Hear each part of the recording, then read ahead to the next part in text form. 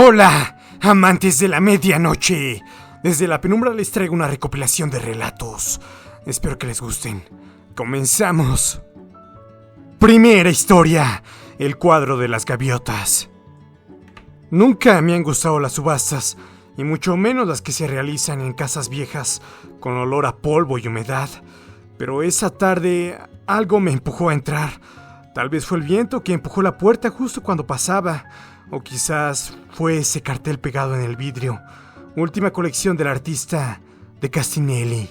Objetos únicos, todo debe irse. El nombre no me sonaba de nada. Yo apenas había vendido un par de cuadros en toda mi carrera, pero hacía meses que no pintaba nada. Nada bueno, al menos. Me encontraba en un vacío creativo profundo, y fue justo en medio de ese estado que vi el cuadro. Estaba al fondo, apoyado contra una pared, como olvidado. Medía casi 1 metro de largo, con un marco de madera carcomido. Mostraba una escena simple, casi anodina: un grupo de gaviotas volando sobre un mar embravecido. Pero había algo en él, una energía, una vibra, no sé cómo explicarlo. Las gaviotas parecían moverse, aunque el trazo era estático. Había una tensión en la composición, como si algo fuera a suceder en cualquier momento.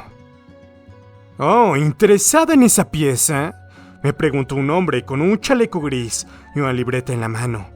«Un poco», respondí, sin quitarle la vista. Castinelli la pintó en sus últimos días. Dicen que no firmó esa obra porque nunca la terminó, o quizás porque no quiso hacerlo. No pregunté cuánto costaba, lo compré. Ni siquiera me fijé en el resto de la subasta. Solo quería llevarme esa pintura a casa. Colgué el cuadro en la sala, justo frente al sillón, y ahí empezó todo. La primera noche noté que el cielo se veía más oscuro que en la galería.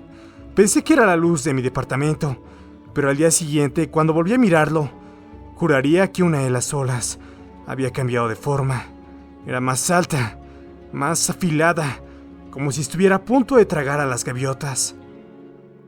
«Estás imaginando cosas», me dije, pero no pude evitar mirarlo una y otra vez. Era como un imán. Dejé de salir, dejé de responder mensajes. Me sentaba frente a él por horas, sin pintar nada. Fue entonces cuando comencé a notar algo aún más extraño. Una de las gaviotas no volaba, estaba en medio del cielo, pero su cuerpo no seguía el mismo patrón que las demás. Era apenas un detalle: el ángulo de las alas, la sombra bajo su pecho, la dirección de su mirada. Sí, su mirada, porque esa gaviota parecía observarme. Una madrugada me desperté, sintiendo que alguien me estaba mirando. Me levanté sin encender la luz y caminé hacia la sala. El cuadro seguía ahí, en la penumbra, pero lo que vi me detuvo en seco. Esa gaviota, la que antes me parecía fuera de lugar, ya no estaba en el cielo. Ahora estaba más cerca del horizonte, más grande, más nítida, y seguía mirando hacia donde yo me encontraba. Entonces empecé a pintar como loca. No podía detenerme. Algo me susurraba en el oído que debía hacerlo, pero no era un sonido, era una sensación. La urgencia de capturar lo que veía, lo que sentía. En mi lienzo aparecían mares agitados, cielos grises, alas que cortaban el aire. Pintaba con una pasión que jamás había sentido. Pero cuanto más pintaba, más se movía el cuadro. Las gaviotas estaban cada vez más cerca del espectador. El mar se volvía más oscuro. El viento que antes parecía soplar desde la derecha, ahora venía de frente. El cielo comenzó a abrirse, como si algo fuera a descender. Y esa gaviota, siempre esa gaviota, su forma se volvía más detallada. Sus ojos ya no parecían de un ave, eran otra cosa. Algo que no quiero describir, algo que entendía más de lo que debería. Un día quise quitar el cuadro de la pared. Tomé una silla, me subí, lo descolgué, pero no pesaba igual. Era como si tuviera fuerza propia, como si no quisiera soltarse. Al darle la vuelta, vi algo escrito detrás del bastidor, con tinta corrida y casi ilegible. Decía: «Si llegas a verlo moverse, Ya estás dentro. Intenté llevarlo a una galería. Nadie quiso aceptarlo. Hay algo raro en esa obra, me dijo un curador. No es el estilo, es la sensación que deja. Finalmente, decidí encerrarlo en el ático. Lo cubrí con sábanas, cajas, todo lo que pude. Pero por las noches, escucho el batir de las alas. No fuera, dentro de la casa, dentro de mí. Ya no sé si sigo pintando lo que veo, o si el cuadro me está pintando a mí. A veces despierto con sal en los labios. A veces siento el aire húmedo y frío del mar en mis manos. No tengo ventanas, no tengo brisa, pero sí tengo gaviotas, cientos de ellas, volando sobre mí, cada vez más cerca. Y lo peor de todo es que, en mi última obra, al fondo del mar, he pintado sin darme cuenta una silueta, una figura sentada, mirándolas, con un pincel en la mano. Soy yo. Siguiente historia. La habitación de los espejos. Cuando compré el viejo hostal Los Olmos, lo hice por una corazonada. El edificio estaba en pie desde hace más de 70 años, abandonado, cubierto de enredaderas y polvo, pero tenía algo que no sabía explicar, una especie de promesa silenciosa, como si me hubiese estado esperando. Era grande, de 3 pisos, con una recepción forrada de madera noble y un reloj de péndulo, detenido justo a las 3 de la madrugada. La mayoría de las habitaciones estaban destruidas por el paso del tiempo. Vidrios rotos, pisos hinchados por la humedad, pintura descascarada. Pero había una excepción, la habitación 217. La puerta estaba intacta, sin rastros de óxido. La manija, brillante. Giró sin resistencia, y al abrirla, me encontré con algo inesperado.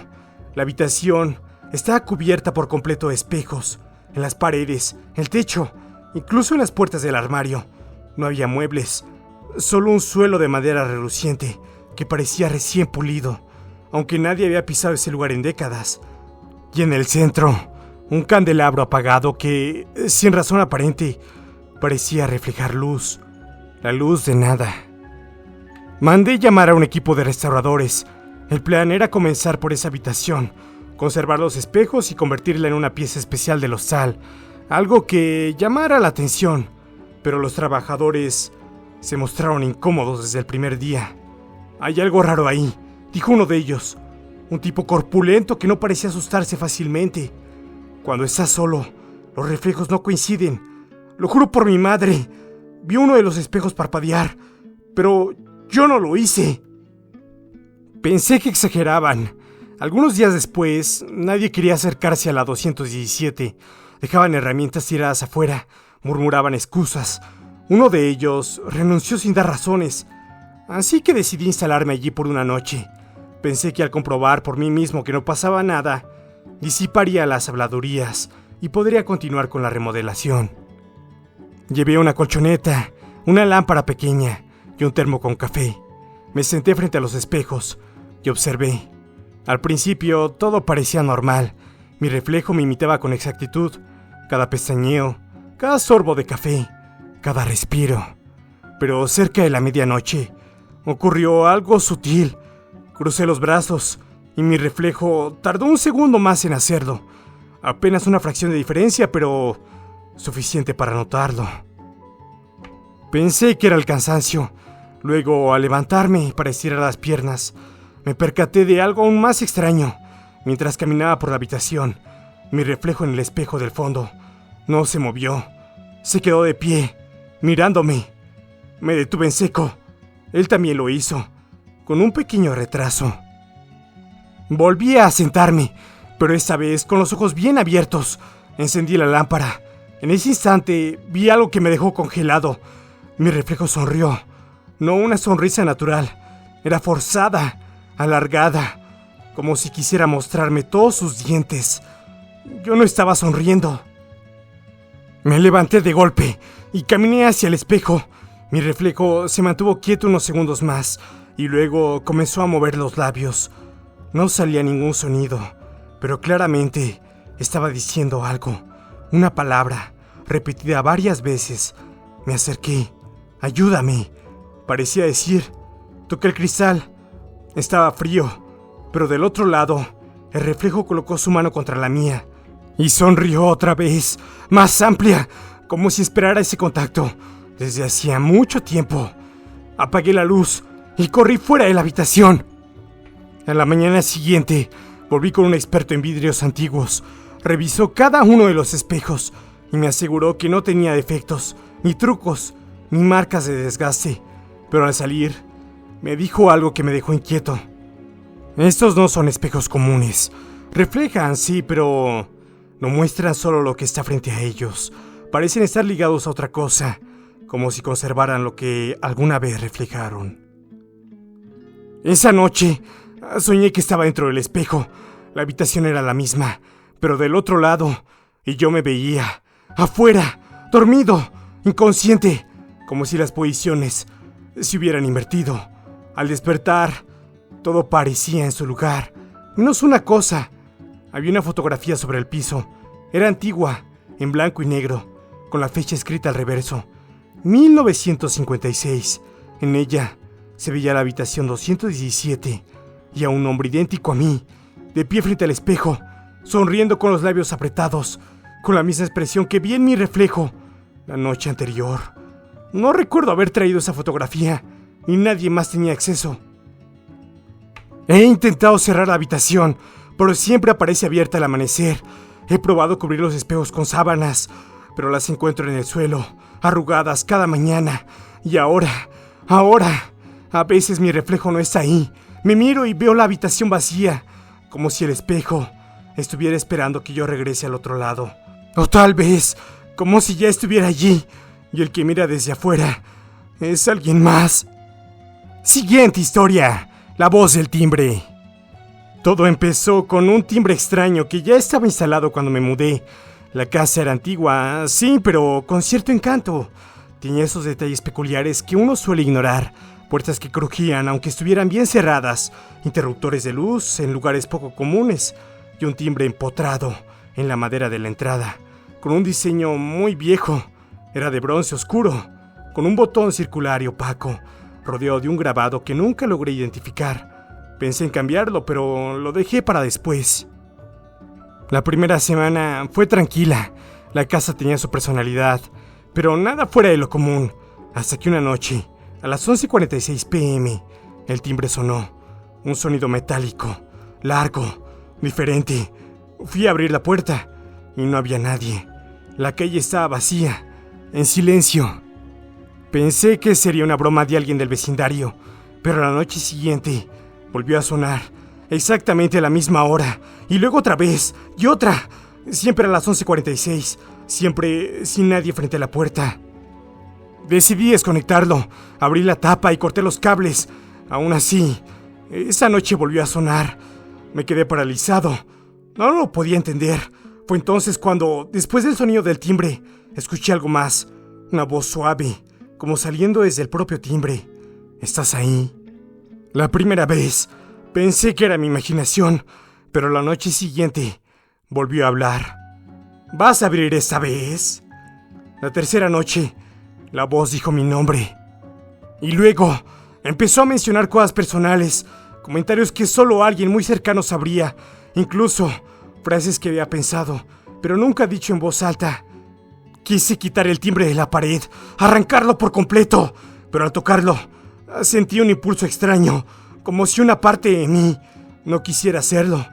Bajé la mano sin entender por qué. Esa noche me senté frente a la puerta, sin saber qué hacer. Cada noche, a la misma hora, el sonido se repetía. La voz me hacía preguntas. Algunas eran simples. ¿Dormiste bien? ¿Estás solo? ¿Te gusta esta casa? Otras, en cambio, parecían más profundas, como si alguien intentara conocerme por completo. Una tarde decidí buscar información sobre la casa. Descubrí que había tenido varios dueños antes que yo, pero todos se habían marchado repentinamente. No encontré explicaciones claras, solo notas vagas sobre problemas técnicos o decisiones personales. Esa noche, el timbre sonó unos minutos antes de lo habitual y la voz dijo algo diferente.